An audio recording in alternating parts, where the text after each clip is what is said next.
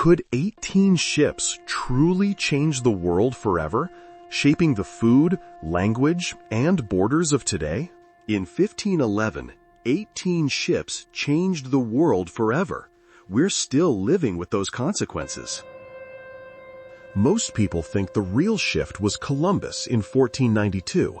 They're wrong. The real turning point happened 19 years later. Not in the Americas, nor Europe, but in a small port city on the coast of modern-day Malaysia, Malacca.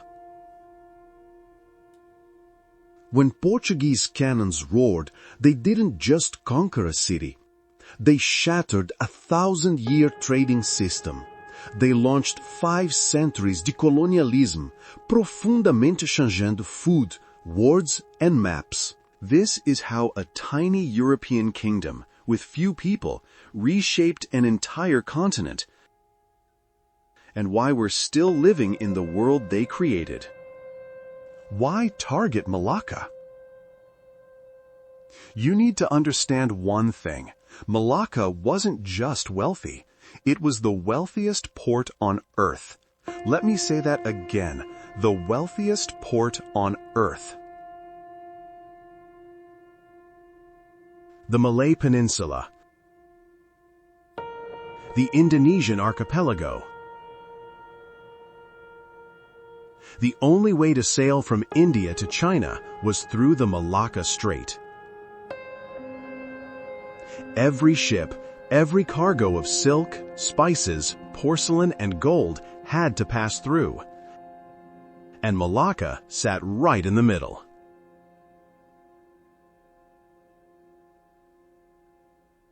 By 1500, Malacca handled more trade than any European city. It held the throat of Venice. He wasn't exaggerating. The city was a carnival of the world's wealth. The finest cotton in Malacca. I must have 10 silver coins per barley. 10 coin is too high. I will give you 6 of these blue plates. Final offer. Arab traders displayed Persian carpets beside Javanese spice sellers. You could hear 84 different languages in the marketplaces: Gujarati, Tamil, Arabic, Malay. Contemporary accounts describe over 2,000 merchant ships visiting annually. The Sultan's warehouses overflowed with nutmeg, cloves, mace, pepper, sandalwood. Here's the crucial detail. All of Europe's spices came through this one city. Nutmeg from Banda, cloves from Maluku, pepper from Sumatra, all passed through Malacca. Before reaching Venice, London, or any European table, they passed through Malacca. So what was a kilogram of nutmeg worth in Europe?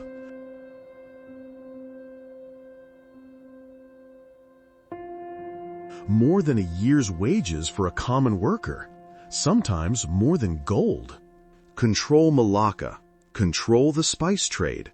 Control the spice trade, become the richest nation. Portugal understood this perfectly. But here's the problem. Portugal was tiny. 2 million people, a poor kingdom on Europe's edge, no army. How could they conquer the world's richest port, 12,000 miles from home, defended by a powerful sultanate? The answer: a ruthless commander and an audacious strategy. His name was Afonso de Albuquerque, and he was not a nice man. Portuguese accounts describe him with a long white beard, never cut until the East was conquered, cold eyes, a voice that made soldiers weep. He crucified prisoners as warning. He burned cities that refused surrender. He was utterly merciless. He was also a genius. Albuquerque understood what others didn't. Portugal could never conquer Asia with land armies. They were always outnumbered. But they had one advantage: ships. Portuguese ships, built for the violent Atlantic, foram floating fortresses. Thick oak hulls, multiple cannon decks delivering devastating broadsides.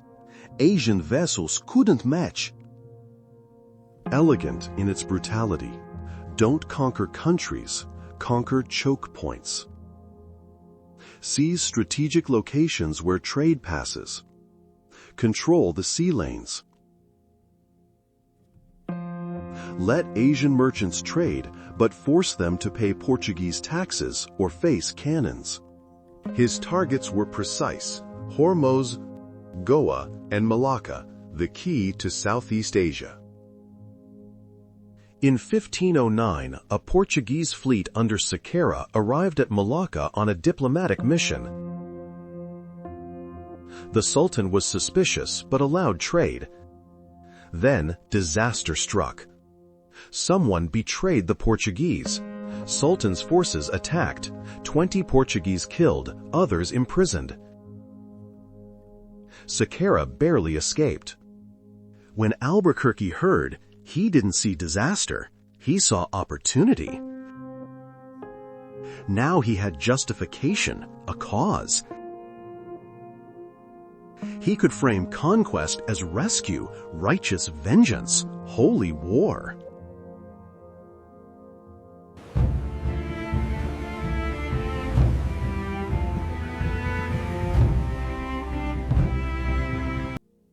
The richest port in the world was about to fall. But here's what makes this battle extraordinary. The Portuguese were outnumbered 20-1. The Malacca Sultanate had 30,000 soldiers, war elephants, a fortified city. Albuquerque had 18 ships and 1,400 men. On paper, this was suicide. What happened next would change Asia forever. On July 25, 1511, Portuguese cannons opened fire on Malacca. The bombardment was devastating. Stone walls crumbled, war elephants panicked, trampling their own. The sound caused chaos. Most had never heard a cannon. The first assault captured the bridge connecting the city's halves. But the Malays fought ferociously, street by street, house by house. For every block taken, the Portuguese paid in blood. Then Albuquerque made a decision revealing his true character. He burned the city. If he couldn't take Malacca intact, he would take it as ashes. Portuguese soldiers with torches spread fires, driving defenders back. Smoke choked the streets. On August 24, 1511, 1 month after the attack, Sultan Mahmud fled. Malacca fell. What followed was systematic. Albuquerque built a Famosa, a massive fortress using stones from the Sultan's palace, destroyed mosques. He established a permanent garrison. He declared Malacca Portuguese territory. Europe now had a permanent foothold in Southeast Asia. A European power controlled a major Asian city for the first time. The age of European colonialism had begun, violently, decisively, permanently.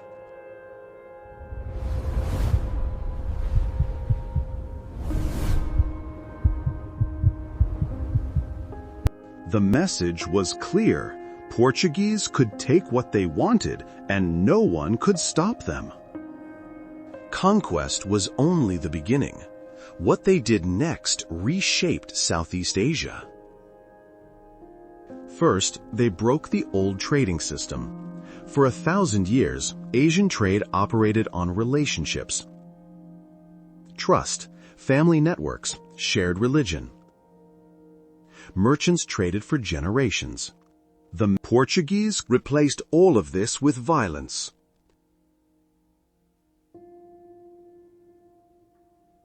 Ships now needed Portuguese cartazes to sail safely. Without one, you were a target. Patrol ships would stop you, confiscate cargo, sometimes sink you, and kill crew. Traditional trading networks shattered. Merchants faced a choice: pay taxes or risk destruction. Many chose destruction. Gujarati merchants avoided Portuguese ports. Arab traders sought new routes. Old multicultural marketplaces fractured along religious lines. Os portugueses não just inserted themselves, they destroyed the system, building a new one with themselves at the center. Second, they brought Christianity with a sword. Malacca, a Muslim city, fell. Portuguese saw themselves as crusaders. Mosques were demolished or converted to churches. Public Islam restricted. Conversion encouraged, sometimes violently. Francis Xavier, a saint, used Malacca as his base, gateway to China, Japan, Spice Islands. Results were permanent. Communities in Indonesia, East Timor, Goa trace Christian faith to missionaries. Some, like Malacca's Kristang people, preserve Portuguese-influenced culture today. Third, they transformed warfare. Before 1511, Southeast Asian kingdoms fought with swords, spears, elephants. The Portuguese introduced industrial-scale gunpowder, large cannons, naval broadsides, fortress engineering. Within decades, every major Southeast Asian power raced for European weapons. Achinese Sultanate hired Ottoman gunners. Johor purchased Portuguese cannons. Thai kings employed advisors. Os portugueses não just went through technology, they triggered a region-wide arms race for centuries. But perhaps the most surprising changes had nothing to do with war or trade. The Portuguese transformed what Southeast Asians ate, spoke, and even built. Let's start with food. The chili pepper is not native to Asia. Let that sink in. Thai food, Indian curries, Sichuan cuisine, Indonesian sambal, all those fiery dishes? The main ingredient came from the Americas. Portuguese brought it.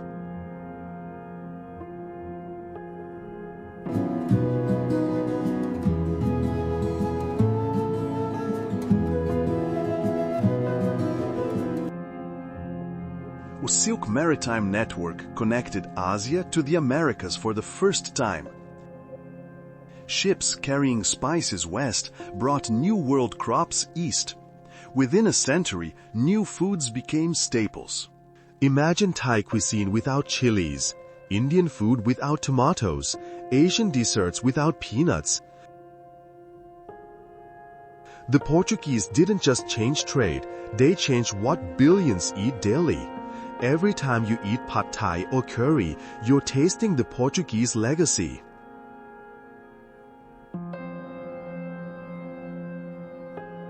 Now, let's talk about language.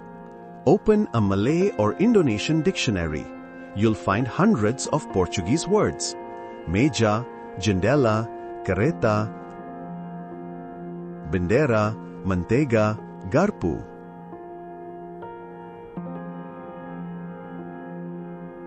For over a century, Portuguese was Maritime Asia's trade language. Business from Goa to Nagasaki meant Portuguese. Long after political power faded, their language remained embedded in Asian vocabularies.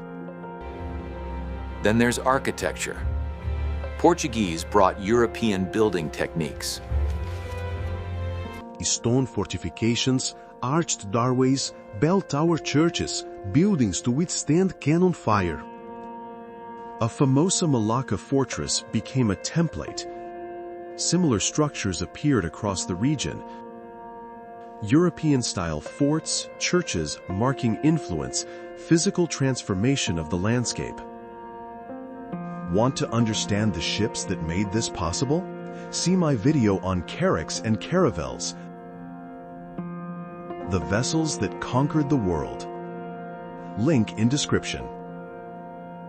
But history loves irony. Portuguese built their empire on choke points. They were choked out by someone who played better. The Dutch. By the late 1500s, Netherlands was Europe's most powerful maritime nation. Dutch ships were faster, companies better organized, capitalism more ruthless. Dutch attacked Portuguese choke points directly, using Albuquerque's own strategy. In 1602, the Dutch formed the VOC, within years challenging Portuguese positions across Asia.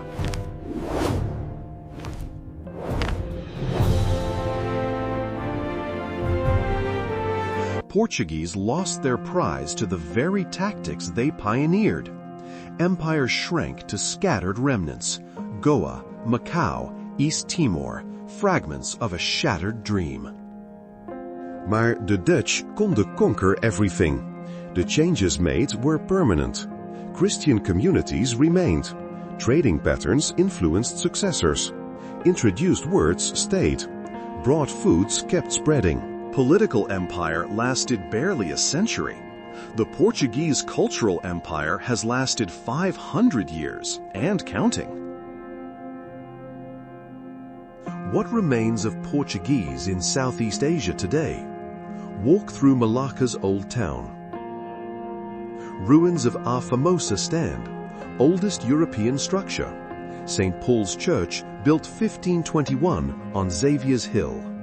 The Cristão community, descendants of settlers and locals, still exists. They speak Cristão, a Creole Portuguese.